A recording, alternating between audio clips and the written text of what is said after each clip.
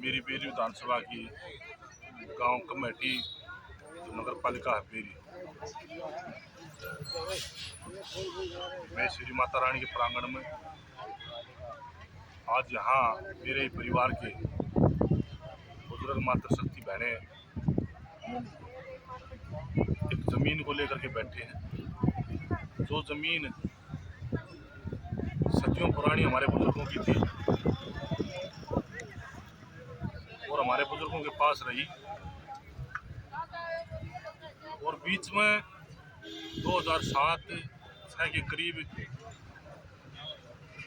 कोई प्रशासन ने कोई मिस्टेक करी और मोटेशन इस जमीन का कमेटी का चढ़वाया गया, और न इन किसानों को न इन परिवार को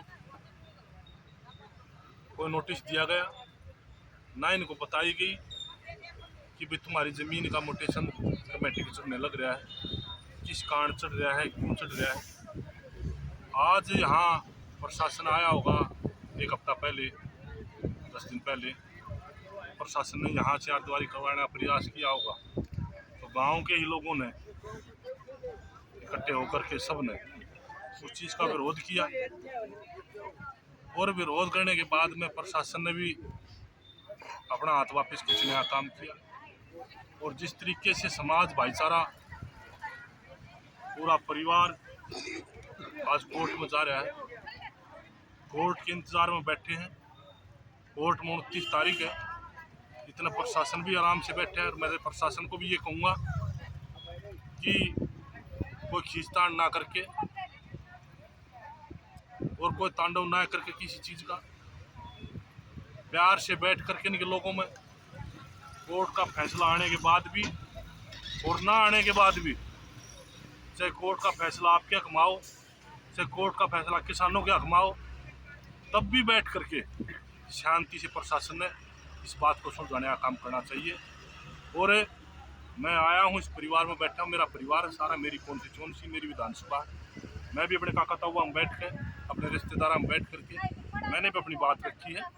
और जो मदद कानून से अलग प्रशासन की, कोर्ट जो करेगा वो तो करेगा फैसला, जो प्रशासन की मदद होगी वो हम इन सब किसान भाइयों की, इस किसान परिवार की हम अपनी तरफ से करने की और जोर कोशिश करेंगे। प्रशासन तो इनसे संतोषजनक बात भी नहीं कर रहा है, और सरकार आपकी है जी, आप सरकार में बैठे हो। देखिए, प्रशासन का संतोषजनक बात करने का तरीका, जब हम यहाँ आए हैं और मैं सरकार का नुमाइंदा हूँ और मैं यहाँ बैठा हूँ, प्रशासन तो आप ही ठीक बात कर लेगा, कोई दिक्कत आएगी नहीं। मेरे को नहीं लगता कोई दिक्कत आएगी आज के बाद।